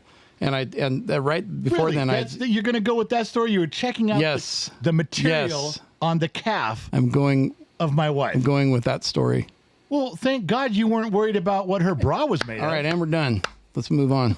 Let's get the show going. I think we're staying too long in one hole here. Well, I was trying to get another picture, but you started talking about material. Yes. I don't know. It was something unrelated, but This was is all in good why- fun. This is why you're not allowed in Vegas. oh yeah. You with 2 women. I don't even know what's going on there. Look, here's you with another one. Yeah. And the list goes on. So we'll move on. I know you don't want to sit there too long, No. just in case your wife's It's- divorce lawyer is looking in. No, He may no. be, that could be a bad thing. No, that's all good. So here's one for the record books. I'll even enlarge Oh, there's this that for a picture minute. again. That's an old staff picture. Yep. That was one of the first ones. My hair looks really whack.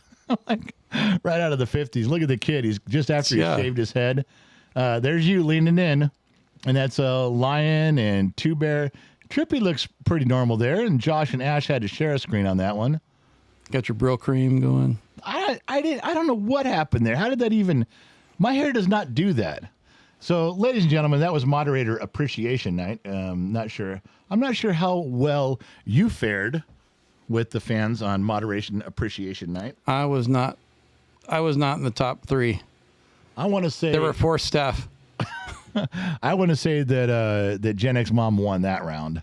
If I had to guess for moderators, I think she was in the running for that. All right, here's one for you. Tell me, I know where this picture was taken. I'm not saying I took it, but I know where it was taken. Right. Tell me where that picture was taken. Oh my God. Was that at the arcade? The pinball arcade? That was a little bit fast, man. Yeah, couldn't Yeah. you have thought about it for a second? Yeah. Nope. I see the sign. I see the light up board. It kind of looks like a pinball We machine. did that. Yep. One of the things that we was pinball not museum. really a sanctioned event. We went to Vegas, but we all hung. There's a pinball museum, and Gen X Mom wanted to go there, so we all drove over and went to the pinball museum. What do you remember from that thing? Is there anything specific you remember from that old deal? I remember a few things. I remember Briggs and I were trying to figure out the lock picking game, and I got close, and then he That's actually safe. solved it. Yep. And I beat him at Dig Dug. That doesn't happen anymore. And another thing is I made a really deformed a wax figure of Goofy. They had some plastic vacuum form machine that you could. I remember that. And I presented it to her saying, "I made this for you," like kind of a creepy voice. Yeah, and it had holes and melting parts of the face. yeah, and, like a retarded 8-year-old would Yeah. bring this and go, "Here, I Yeah. made this for you. Do Yeah. you like me now?" I have no skills, but here Yeah. you go. You know, she kept that stupid thing. It's somewhere. No, she's It's really ugly. Like it is a creepy gift. If someone gave that to you, you would watch your back. Yeah. Yeah, And- that was the point. Yeah. And she put it on the dashboard of our car all the way home. And then when we got here, it used to live in frame.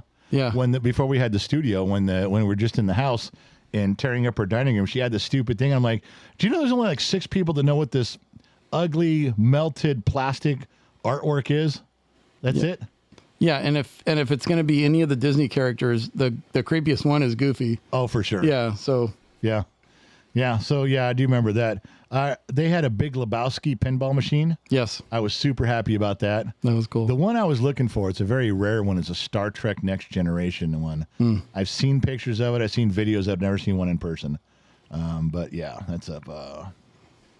What's up with all the UFO drones? Florida man.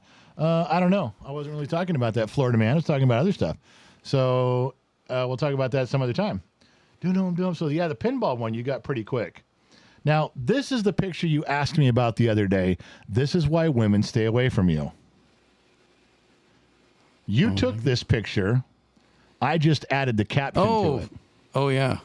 Why does this rag smell like, or you said, does this rag smell like chloroform? As your opening line. Yeah, I don't do that. But yeah, no, I don't. You know what? I don't. Oh, I know where that is. I know exactly. Yeah, where yeah, that is. yeah. I've got my guitar in my back.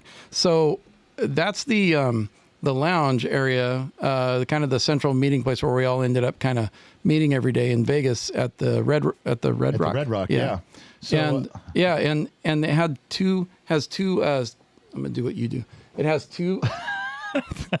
2 staircases that go down, and it kind of reminds you like you're in the Titanic. Right. And then you feel like, you feel beautiful when you walk down the Of course, stairs. you have to glide. Yeah. So anyway, that was a picture before I came down, and Yeah, well- so you could all look at me. You took a couple snaps of that. One of them, you could see Two Bear and myself and Jenna Yeah. in the background. You found us. You're like, hey, I don't Yeah. know why you were carrying your guitar around. Do you think we're just going to have you whip out the guitar in the middle of the casino and start playing or something? Is that what you thought? No, I brought it for Josh. He was going to play in the lobby there, and so he wanted to borrow it for that time because he couldn't get to his or some reason. But we were both kind of. There was a time where he and I jammed together before the main event. It was a lot of fun. He's a damn good guitarist, great singer. But So here's another one of Low Torque's stupid shirts. He's wearing something cool right now, really cool. But this is another one of those dorky shirts you wore. This stripe one. Here we go again. You and these striped shirts that are like from 1969. I don't know.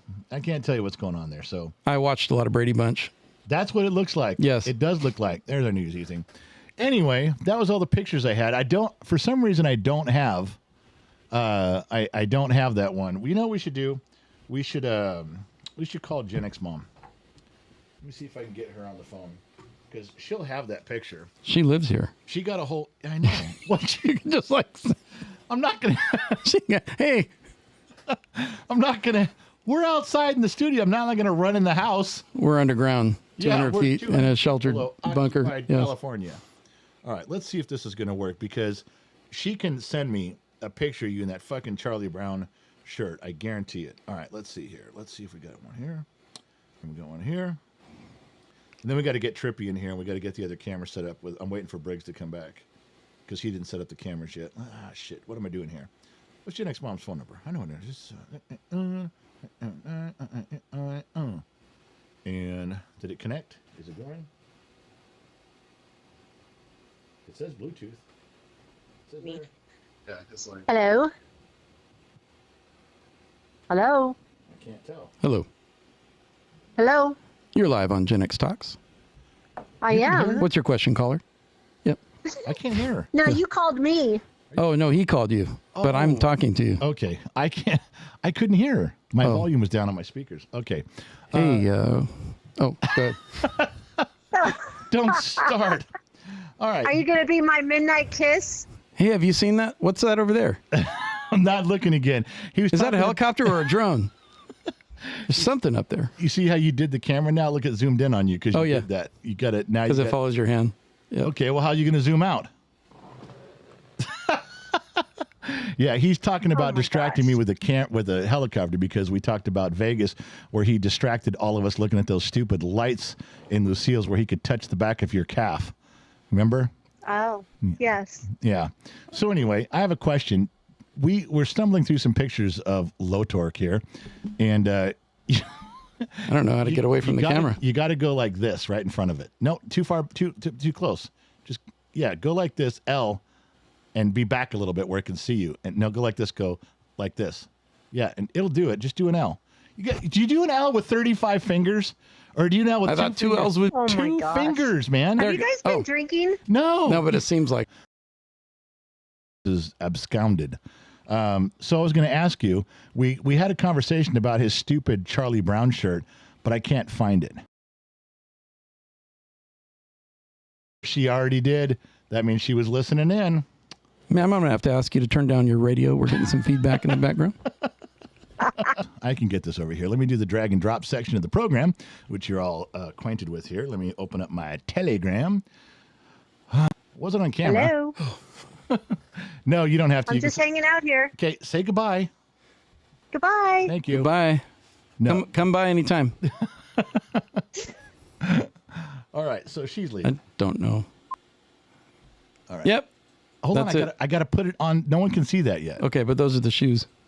Okay, here's the picture. We were all dressed as staff. Okay, I'll just keep.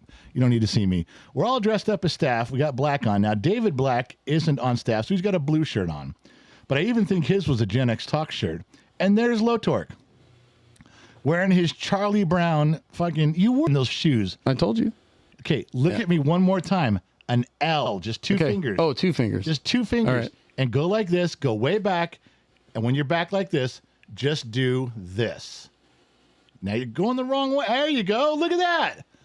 You see, if you just do it the way I fucking tell you. Thanks. That was a 2-finger thing I wasn't getting.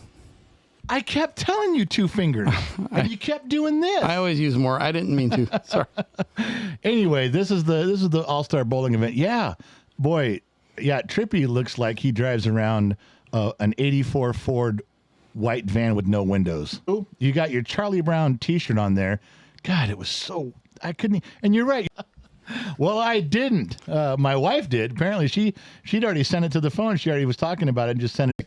Like He's perverted right there. He's got a stack of animated comic books at home that are from Japan, and he drives a 1984 windowless Ford panel wagon in that picture. That's what he drove.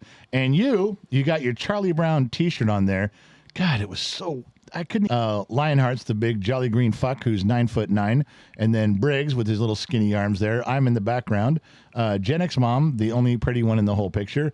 Below her is Two Bear, and then Low Torque and Trippy Pineapple TDP.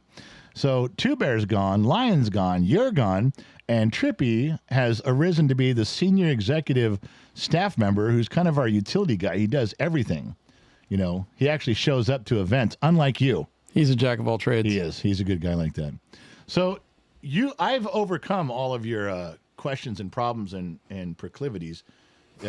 You couldn't go to Vegas because you like, can't get a room. We got your room. You can't afford gas. Yeah, you have an electric car, so fuck off on that one. There's no reason you can't go. Well, okay. I have I told you last time, but I'll repeat for the benefit of the audience here. I have in-laws coming, and one, I cannot not be there if with happy wife, happy life. So I cannot not be there if there's something going on and she's by herself, not without me helping entertain or help around the house. So I have to do that, but there may be an opening for me to go for one night. So I'm still working on that. We haven't settled on dates or times. They can only stay for a couple days, so it may work out. If you guys are there for 3 days and it overlaps to the point where I have an extra date, then we're going to be there Thursday till Monday. Right. So there's a good chance that one of those nights I can make it. And we're doing stuff all the time. I was even talking with someone today other people are even staying till Monday, and they're like, let's do something Monday in the morning before we all go. Yep. And there is stuff going on Sunday. So it is, but I'd like you to be there at the main event Saturday night. That's the big one, because that's when Dr. McDreamy's going to be there. Yeah. Iceman's going to be there. Sun Valley Fox. I'll tell them to drive down on a Sunday when traffic is better. Because, it's terrible on a Saturday. You don't want any part of that. No, you don't want to go Friday. No, I'm telling my in-laws not to drive down until Sunday. No, you don't want any part of that freeway traffic on a weekend. Everybody's using the freeway. Just tell them to come Sunday, and they can stay longer, and you'll pay for everything. Yeah, no.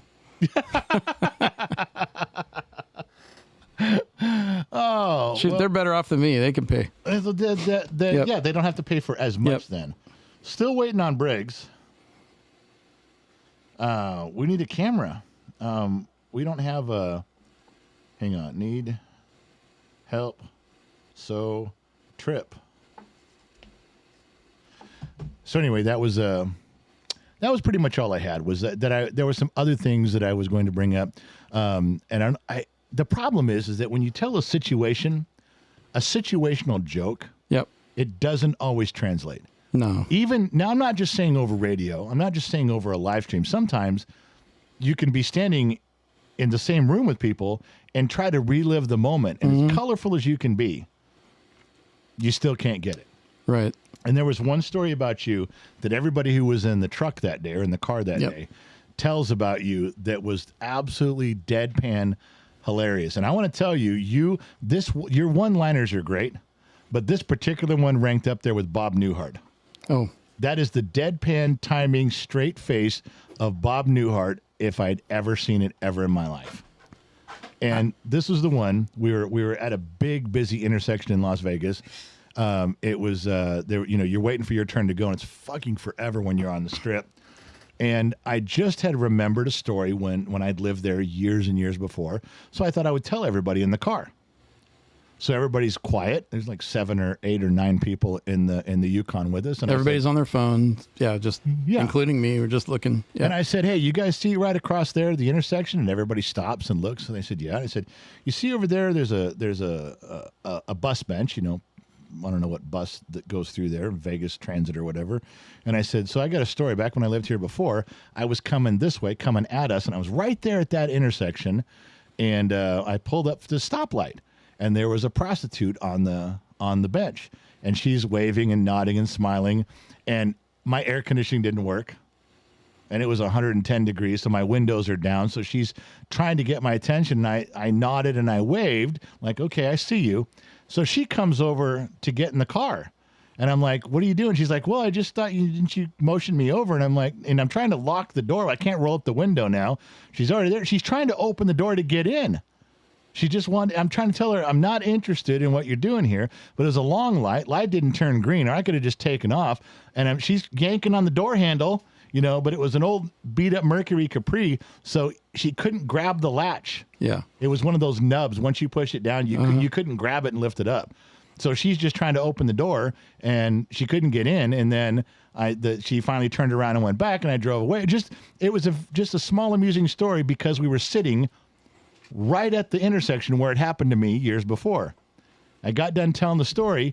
Whole car is still quiet. You remember what you said? I hate high pressure sales. Yeah. You just looked up from my phone. You said I hate aggressive sales. Yeah. I hate aggressive salespeople. Yeah. And the whole car, I couldn't even drive. I was laughing so hard, my eyes were watering. Yeah. Yeah. I got you a few times over a barrel. Till it was quiet. Yep. I was done with the story, and it was over. And you waited like 12 seconds. You went, oh, I hate aggressive sales. He genuinely does not. Oh yeah, he had. That's right. No, I may be funny as well. I'm not trying to be, because I meant it.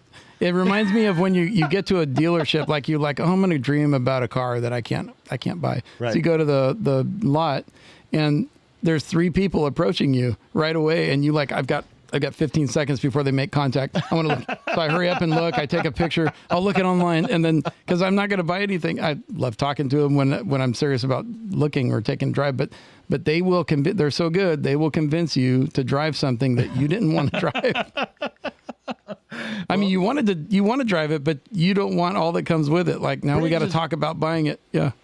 Briggs is right, though. You were very compassionate, passionate. I was. I hate it. You had some gumption. I hate aggressive. It triggered sales. inside me. Oh my God. There's been several stories like that you've got me on. You did one in here. We had a room full of people in the studio, and you made me spit whiskey out my nose. Yep. No, I've had you over a barrel a few times. Yeah. I'm telling you, the deadpan stuff. So you are a topic whenever there's a barbecue, whenever there's an event or something. Somebody always goes, "Is Low Torque coming?" Because there's a comic relief about you that's always present when you're there, because we don't know what you're going to say. Yeah, I don't know what I'm going to say. And you get along with everybody. So it's a good fit. There's no downside to you ever showing up. First of all, we tease you and talk to you about getting to Bomber's Peak. That's number one. All along the way, your dad jokes come out, and you never know when there's going to be a deadpan moment from you, and that's the icing on the cake for Low Torque. Yeah, I'm just as surprised as everyone. I don't know. Yeah, I know when you did to me. If I'm trying to be funny, it doesn't work out. I have to. It just has to come out, and it's not because I'm funny at random. It's because I'm weird and people laugh at me, and I'm used to that. So I've been conditioned to think that that's great. But can you tell the story on when you got named Rick Moranis? Yeah, I was on the phone with you. You had the speakerphone on, and I remember Gen X Mom. She was in the background saying something. I couldn't quite hear her. And I said, "What'd she say?" And you said, she said that she recognizes your voice from somewhere. You sound just like somebody else. I can't think of the name. And then she said something like Ghostbusters or whatever. And then you came up with a name, or somebody did, retrieved Rick Moranis from the Google brain. And then it just stuck after that. And you were laughing. Like, I couldn't finish talking to you. You kept laughing. And do you remember the first time that we used it, and where I was repeating what you said because you sounded like that was? Yeah, we were playing Halo. Yeah. Like, don't worry, guys. I'm not very good. I'm just gonna stay over here and I'll hold down the fort. I'll make sandwiches. You guys keep playing. I'll be fine. Yep. Yeah, and then I said something. I go, I was teasing you about, okay, I'll just hang back out here. You guys got to remember, we're playing online with like 16 people. There's enemies, there's our team, and we can all hear each other talking. And I was making fun of Lotor. I go, okay, guys, I'll just sit back here and guard the base. You guys just go ahead. I'll watch the flag and make some sandwiches so when you get back, we'll have something to eat. If you want to go to run the store and get some beer too, everything will be fine like that. And then Hilarious. there was something key that I'm missing, and I can't remember how we said it. Somebody said something like, what was it about you giving out hand jobs? What? Yeah. I never did. said. I never offered hand jobs. You made said me offer sandwiches in your. Yeah. I said something about you. Oh, hand jobs and sandwiches. That's what you said. Yes. Yeah. You said something. I made up a story.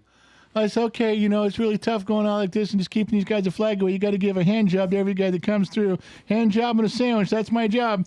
And you said, it got quiet while we were playing again. And you said, oh, yeah. I remember what I said. You go, yeah, you really shouldn't talk like that. That's something that could really stick with a fella. Yeah. So don't say that.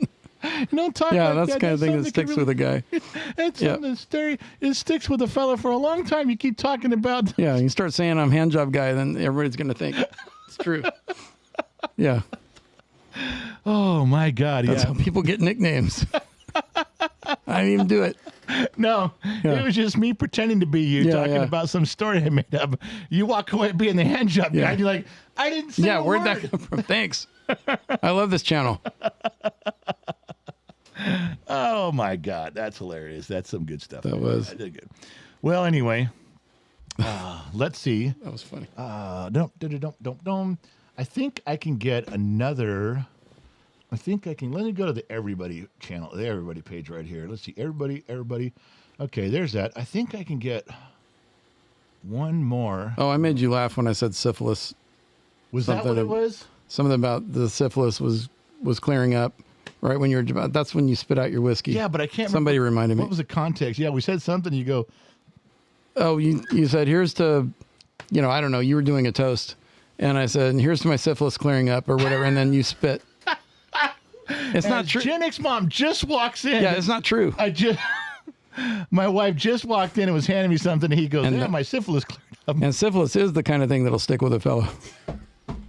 So. Oh, my God. All right. I got to do For something. you. You need to energize. Yeah, I know. I'm trying to get the thing for Trip. So are you coming back out? Yeah, it's almost 6 o'clock. You're going to give him a plate of food, right? Yes. All right. Oh, thanks. If she'd have given you the plate of food first, we'd have had words. Well, it's not like I don't deserve it. Well, Putting in my time, man. recovering from syphilis, that can't really be too much. Right. I haven't had an appetite. Oh, okay. Let's see. Let's call this in the TDP camera. I don't know if this is going to work. Briggs hooked Where's it up. Trippy? He's waiting to get in here. Get him in here. I'm trying to. I like that guy. All right. Let's see this camera and Elgato. Nope. See, that's you. Oh, C100. There it is. Okay, so we do have a Trippy camera. This one will work for Trip right here. That'll work for Trip. As soon as he comes in, he can straighten that out, make sure he's got a mic There's and a Trip, camera. man. There's Tripster. Yeah, I threw a tennis ball. Did you guys hear it? What's that? So I threw a tennis ball at the side of the door. No, Just we so didn't we'd know. hear it because, this is a soundproof studio. No, this is like the Fortress of Solitude. Shoulder. Just slam it. There you go. You know what happens with that, right? Yeah, you got to show Low Turk your boobs. Everybody who slams it's got to send Low Turk a picture of their boobs. That's right. That's right. That was the rule. That was the rule for Yep. a long time. Slam the door, you send boobs. All right, Trip. So your camera's good, but I don't know if you got the microphone. I'm not sure which one you're on. Did he get you set up there? Oh no, that's not plugged in. Well, something's got to be plugged in. Oh, wow. Look who's in. Hold on. Tomash is here. Tomash is back. All right, which one are you on, Trip?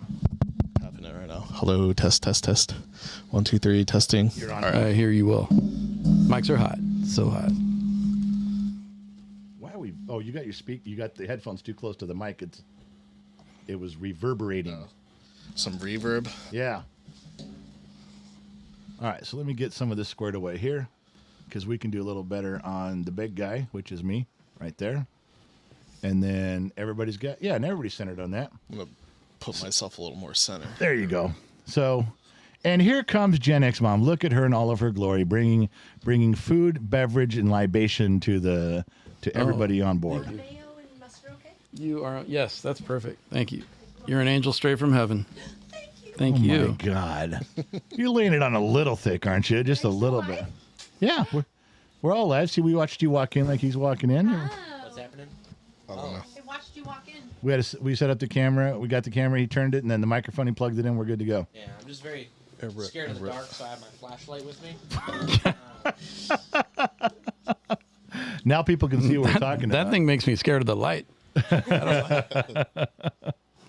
So anybody who is watching on the Discord cam, if it's still up, the Discord studio camera should still be up. Briggs, if it's not, make sure you turn it on.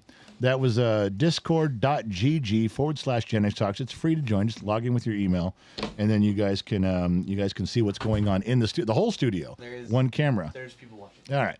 So there we go. So Trip, I don't know if Yes. you were listening in. We kind of went through Lotork's life, Gen X Talks life story. Let me ask you this. When do you first remember meeting him, and what did you think of him? And it's okay. We all had a bad impression of him. You're allowed to say it. Well, it was actually when I first met you guys. So that was at the bowling alley in, I want to say 2022. But I don't know. I thought Lotork was cool. I liked his shirt. Okay. Thank you. Matching shoes. All right.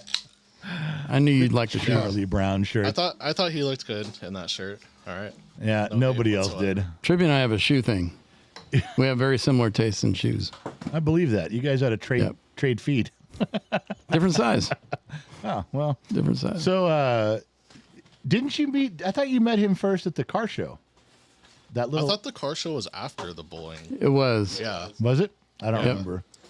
I remember Trip coming. I was going to say the other. I didn't bring this up, and I always bring it up. I make sure to bring it up, and I forgot to this time. We're talking about that Crest, the little car show we did, and I remembered, who came, David Black, and everybody showing up, and meeting you, and then the old couple. What the fuck are you doing over there? My flashlight, I'm sorry. Jeez. If you follow me, it's going to hurt. Turn on my headphones, by the way. I can't hear anything. Oh, which one are you on? Probably 6. Hello? No. Moved around. It's one of the red ones. There we go. Is it too much or just not? You good there? Little down. Little down. How about now? Are we good there? That's good fine. there? Okay. Yeah. When I put it all back, I made sure the mics were in the right spot, but I couldn't tell where the headphones were. Yeah, good job. Thanks, buddy. Appreciate you. So we did that car show up at the Crest in Bakersfield, and I remember Trippy came up there and it was there, and you and David Black were there, and we were all kind of just waiting to see if anybody would show up at this car show. It wasn't a very big car show, Right. and we had some of our hats. We had our embroidered hats, and my wife had said, "Well, you can go sell these or do whatever you want with them." We had I don't know, not very many good ones. I think we had 3 good hats that were embroidered. And there was a bunch of ones that were just printed, which We're were trying to get rid of all of our red ones, too. yeah, we're trying to get rid of the red ones, and I think we had 1 black one or 2 black ones, and so we put them out on this table, and we're just getting settled in, just getting crack open a cooler or drink something, do something, and Briggs had said, "What do you want to do with these?" And I'm like, and I did not want to sell them. I didn't want to sell them for $1. So I told him, I go, "Look, whatever's out there, just give them away." Boom. I was talking to Briggs and I said, just give them away. Boom. Trippy put his hat down and grabbed the black one that quick. I was like, oh, I guess as soon as he heard that anybody could have one, there was no fucking way he was letting a stranger get one before him. He's like, no, you can't just, some 9-year-old's going to come by and grab a hat just because it's free and his dad doesn't want to buy him an ice cream. Here, son, you're not getting an ice cream. Go grab one of those free hats over there from Gen X Talks. Hey, Loper, can you toss me that? He's like, no Toss you what? fucking way. Yeah, that. Sorry. Ready? Yeah, just toss it. So he grabs the hat. I barely got the words out, and he grabbed it. I remember that from the first time. I remember coming home and telling my wife, and she's like, "Man, fucking let him have it." I said, "Well, I know. It just was funny. I didn't even know he's listening, but he didn't miss an opportunity because there would have been other hands going for those hats." He loved it so much that his hat he was wearing that he swapped it out with almost got given away. He lost track of it fast. And he was like, "Oh, my other hat? Oh, yeah." Do you remember that stupid shirt that Low Torque wore, the Charlie Brown shirt? I think so. Do you know he gave it away? He was so guilty about me making fun of him. He gave it away, gave his shirt away. Yep. That was a good shirt. I'm just telling you Gave what it he away said. on the Good street. shirt. I gave it away Gen X on the mom, street. Your Majesty. Do you remember the Charlie Brown shirt from Low Torque? Yes. Did you know he gave it away to someone? I heard that on the live stream. I He didn't give it guilted. to me. I guilt. Straight up gave it away. You could have had another Liz moment for your shirt. And then you would say things like they disappeared. They went to the disappeared, girls' they were- bathroom for 10 minutes. We were all I out back- didn't see them until they came out later. We were at a barbecue and they disappeared behind the water slide. And half an hour later, they had different shirts on. Insinuations. Rumor. You're gonna have to turn that one Yep. more towards me. It's pointed the wrong way, Wow. Cloud. and it's not close enough to the center. You got to bring it this way. Lord have mercy. Sorry, I'm just trying to get the job done right. Past 6. Where's your Yep. Where's your red batons? Trippy just got here. I know. Pull up a sitting chair down. Fine, I don't have to go on. No, you don't. I'll let you know when it's time. You can just sit your pretty little ass over there. The schedule, man. Skip to the schedule. What? There's a light there. Watch out. I know. Yeah, and we need to go over some more things with Trippy. No, we know. Yeah. We're just getting started. Yeah, and I'm on a timer, so I got to leave pretty quick. But I want to get into the good stuff while I'm still here. We didn't start So, there. do you remember how you looked showing up to that bowling event? Yes, I had an interview with my current job. So I had a blue mohawk before that, so just keep that in mind. Shaved everything, including my beard, because it was like way bigger than this and looked like trash. But I shaved everything off. So Yeah. Well, you Besides didn't the shave the mustache off. yeah, besides that. You had this big old fat hairy mustache. You were wearing shorts, and you had your glasses and your hat on. I mean, you looked like a pervert. You looked like a guy who drove a white Ford van from 1985 with no windows. That's how you looked. You came across that way. It's like, okay, who invited the pervert here? He's definitely looking for kids in a school parking lot. That's what Nice you know. to Trippy. I'm being nice, talking about what he looked like back in the day. How would you know what a pervert looks like? Huh? I only imagine, and when I imagine perverts, which isn't often, it looks like you. All right, whatever. So, what was the first impression you have, Trip? What did you ever remember about Gen X Talks? Like, where did you first go? Gen X Talks. I'm pretty sure I saw, beating the dead horse video on TikTok. I think that's how I first discovered you guys. And then I looked at the bio and saw that you guys had the YouTube channel. So I went over there and subscribed. And then saw your, notifications popping up, for live streams. So I was a lurker, lurked for a little while before I started chatting or whatever. Commenting, Yeah. Well, you're younger than us. I'm glad to see there's younger generations that fit in, that still have common sense and think that way, because there's not our target audience. Not that we have a target audience, but the people in your demographic that tune in, they're not as much of the younger generation. There's so many kids that don't use common sense, that don't feel, they don't know right from wrong. They want to argue over every little thing. And there is still room to be polite. There's still room to say please and thank you. There's still room to open a door for strangers. You definitely fit that. You're definitely one of those guys. But it was nice to see you, some of the younger generations represented. Because, when I first found out how old you were, I'm like, is he lost? Does he know he's on Gen X Talks? Because does he know he's supposed to be here? So what was your impression of Trip when you first met him? I have food in my mouth. I thought I had a chance to eat. Well, go ahead. No, I remember because he had the big mustache. I thought he looked like a picture you'd see of a guy in the Navy in 1985 in a their photo that they take. And so I just said out loud, thank you. I said out loud, "Hey, Navy man," and he turned and looked at me like he knew. He knew what I didn't think he looked like a molester. That was all you. That's all you. Well, to be fair, I have more insight than you do, so it's okay. I Into understand. molesters? Yeah. Again, how do you know? People in general, I just To bootstrap off of Trippy's point here. so No, he was cool, and I think I insisted that we all go get drinks, and then we took turns buying rounds for each other. It was me and David and Trippy and yeah, Lionheart. you guys and, did stuff after we left. I remember that. Yeah, but I mean, even during that time before everybody started bowling, and then somehow I got put on the bowling squad, and then these guys were just hanging back, and so at the end because they hadn't bowled yet. I think Trippy and David subbed in for me at the end. But What do you remember about Vegas? What's a memory you have about any of the trips to Vegas where we do it once a year that sticks out in your mind that was fun, or it could be terrible? I know you have one terrible story, but you don't got to tell that one. I already know that one. Well, I don't know. It's just like kind of like one of the nights,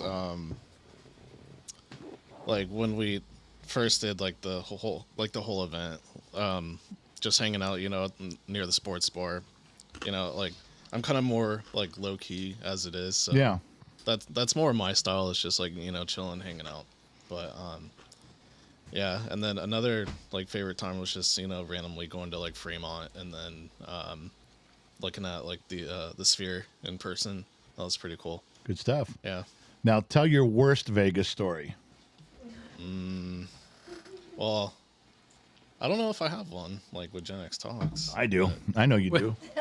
Do I? I'll say the name and shiver. I'm gonna say he's watching. Don't say the name. I'm gonna say his name. Lord Crispy. Oh, yeah. Lord Crispy, if you're watching, I love you, man. We're still friends. But yeah, that was a pretty fucking rough thing you did to Trippy, making him drive you all around, you and your fucking dog, driving all around places. Trippy missed so much stuff because he was your personal Uber for driving. And you're lucky he's a nice guy. I'd have gone, okay, I've driven you 17 places, get the fuck out of my truck. Trippy's like, no. Yeah, we can go one more, I guess. I don't know how he put up with you, Lord Crispy. I'd have been at the end of my fucking rope. But it's cool. It's all in the past. We love you, and you had some trouble going on. You had some issues there. We got you. But that was a nightmare for you because we were trying to go do stuff, and you were stuck being a taxi. Yeah. You couldn't get to a lot of places. Yeah, and that night we had to run to the hotel that I was staying at too, because we had to get ready and whatnot. But yeah, it's all good. Well, it's all in the past now. Yeah. and we were all, Turn up Trippy's mic a bit, please. Or do I need to get closer? there you go. It's up. Mics are hot. So Mics hot. are hot. Mics are hot. Mics are so hot right now. So hot. So freaking hot. so hot. We're gonna out sexy each other right now. Microphones are so hot. We should have a poll. Each of us does our sexiest mics are so hot. I mean, you're gonna win because you're the most popular, but I bet I give you a run for your money. That's what Briggs always says. He goes, even when I do something better than you, he goes, you win just because they like you. Yeah, no one wants to run a skew of your lordship. But hey, one thing I remember is even though like we had just met that day, when we were back there getting drinks at the bowling alley in that lounge, we were all becoming fast friends, and that's something I don't know if that's true with a majority of people, but I know a lot of subscribers, they become friends on their own outside of Gen X Talks. They meet each other in the chat. They connect afterwards. Some people realize they're in the same town or the same area. And so we still have our friendships outside of this. If this whole thing blows up, Sure. we'll still carry on and be friends. And that was, you can take that to another extent. Look at the last year. Two people met each other inside of Gen X Talks and fell in love and got married. Yep. They got married inside Gen X Talks last year at the big event. I mean, there's Gen X Talks is nothing more than a catalyst. It's just like a place that you met, but it's a bar. It is a bar. Just like Josh. Just like Josh. Best ever bar. Yeah. Best ever bar. It kind of fucking backwards. And a lot of people meet their spouses in a bar for the first time. And that's true. Yeah. It's a similar situation. And I remember talking to you about, hey, do you know all the if you first listen to anything like a live stream, especially, there's all this code. There's all this code talk. You say things. You talk to. There's people like I just remember going with you. Do you understand about half the shit he's saying? Like, what's a forwatten? I don't even know. Like, I didn't know what any of that stuff was. It was all So you have to listen for a while, which keeps you engaged. And there was I think one of the best compliments that our show ever got early on. Someone wrote us and said, I really don't have any idea what the purpose of these live streams are. I don't understand most of what he's saying. Yeah. But I find myself, I can't help but I want to go back and see what's next. I can't, I find myself, I just got to see what tomorrow is going to say. And I thought that was a very nice compliment that, we can just ramble on with what we're doing and end up where we are. I thought that was kind of cool. Trip was super shy, though, when we talked about that. You're like, you're sitting like all the way away from me up against that in the bowling alley, Yeah. And now you're an asshole. Now you're not shy anymore. You tell me to go fuck myself, and I don't know what to do with that. What happened to that? Almost like a proud parent. What happened to that shy little boy we raised? He's come out of his shell. Oh, well, I'm hoping I'm going to put forth maximum effort this Vegas trip, like I've never done before, to try to make this super fun for everybody. I want to get there early to each event, leave last, be engaged, walk around and shake everyone's hand, talk to everybody that's there. And like you said, like you just brought up, there are people that have made friends with each other over the years. They're looking forward to seeing their friends again. They haven't seen in a year. They talk in the chat.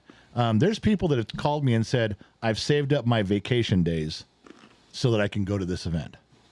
And they did that for the barbecue. Like, I cashed in my vacation days. I say, this is this is my vacation for my wife and I. We're going to come do this. There's not a way to make someone feel more humble than to hear somebody say that. They could have gone to Disneyland. They could have seen relatives. They could have gone anywhere. And here they are making sure they come to a Gen X Talks event. And they want to see the friends they saw last year or at the last event they went to. For me, that's huge. I like that a lot. It's a big thing. All except for Josh. I don't care if I see Josh. Fuck that guy. If I don't see Josh, I'm okay. If Josh, I've seen Josh. well, you're not on microphone. You're lucky Josh is going to show up. I am, but he's got an acquaintance now. He's not hanging out with us. He's going to come to the mandatory minimum requirements for Gen X Talks, but he's got an acquaintance. He can be spending some time there. And I can't blame him. I can't blame him at all.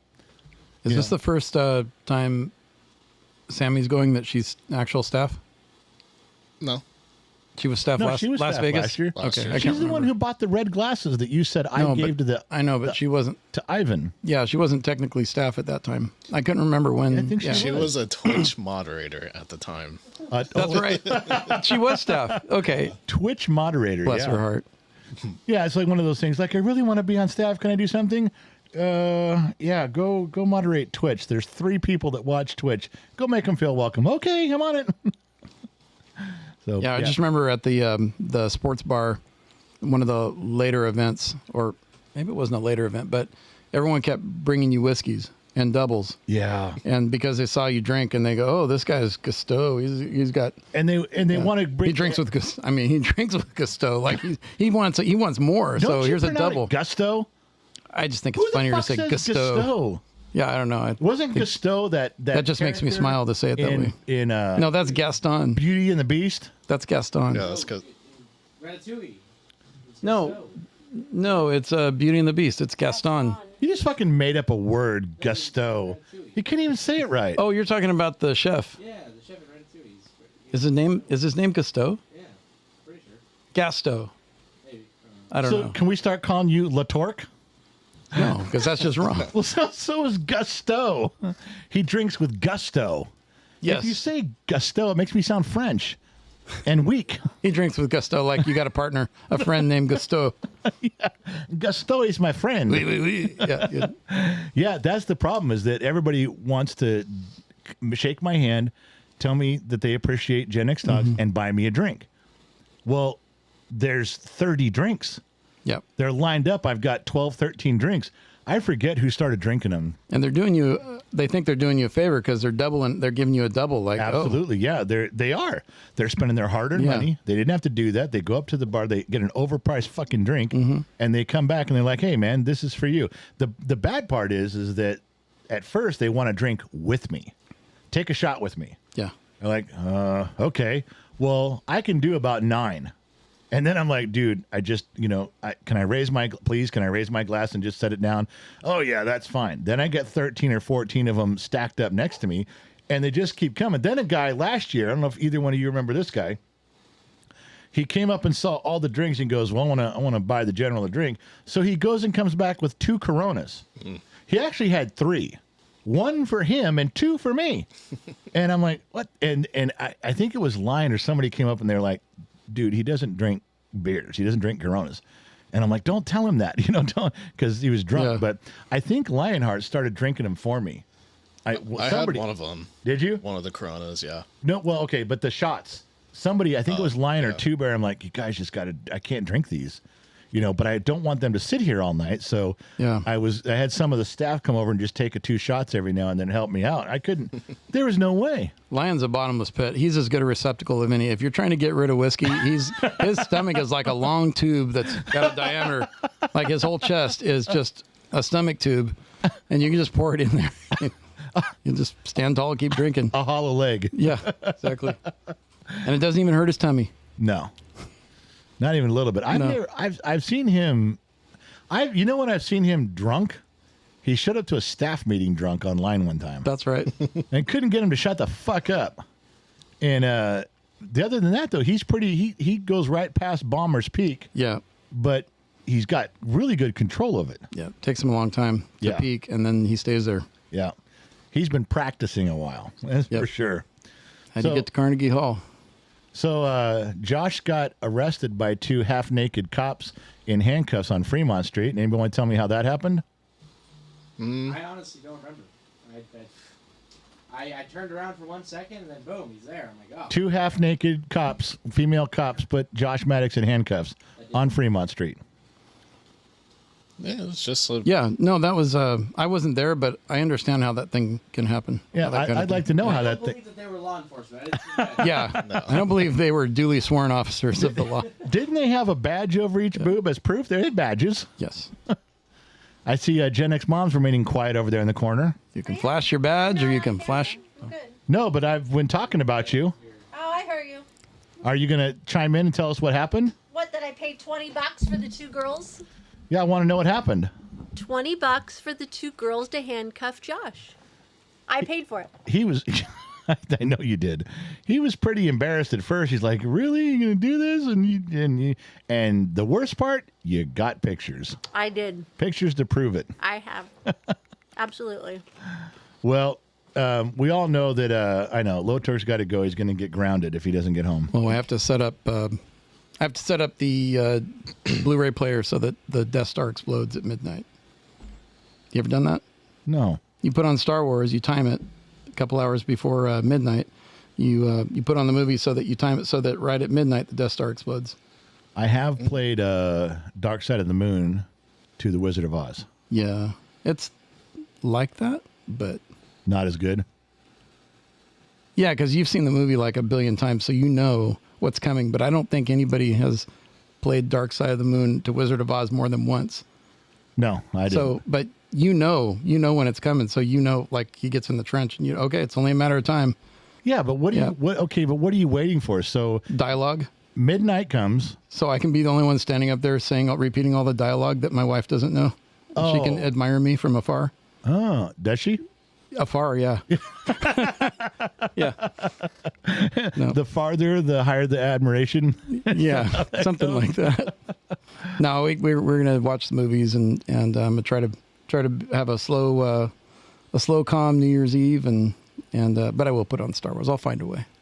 It's fine. Yeah. I'll weasel that shit in there. Yeah. If I can get past the Notebook first, I'm good to go. Yeah, and if I can scrounge up some good fireworks, I might light those off too. All right. Well, I think we should go. We have now totally kiped her dubage. She's supposed to be on at 6. Happy New Year, everybody! Gen Thanks X for Mom's having got me. a solo time on here. So Low Torque saying goodbye. Trippy, you got to sign off too, buddy. Yep. All right. I'll see y'all later. All right. So that's how things roll. Now listen, we got to hang up for a few minutes. We got to rearrange positions here. Got to move some pieces around the board, and we'll do that. Now when you get back, it's just going to be Gen X Mom. You guys get an hour with Gen X Mom. I'll work the sheets. I'll be quiet. I'll turn my microphone off. I'll just work the sheets and tell her stuff like that. But you guys get 1 hour to ask anything you want. You can conversate about raising kids, her cancer. You can talk about what car she drove in high school. Just ask away and see where she goes. She's already on her 3rd bottle of wine, so she'll answer anything you want. Everything's good. I got to get out of here, though. It's time for me to go. The next segment's coming up. This is part 5, part 6, or this is 5. 6 is coming up right now with Gen X Mom, the one-on-one. I'm not sure where you listened in from. Thank you guys for tuning in tonight. Whether you're listening in AM, FM, Sirius XM, or perhaps you tuned in on the Armed Service Radio Network, remember two things. Number one, wherever you go, there you are. Number two, I'll catch you guys on the flip side, which is in just about 15 minutes, and I'm out.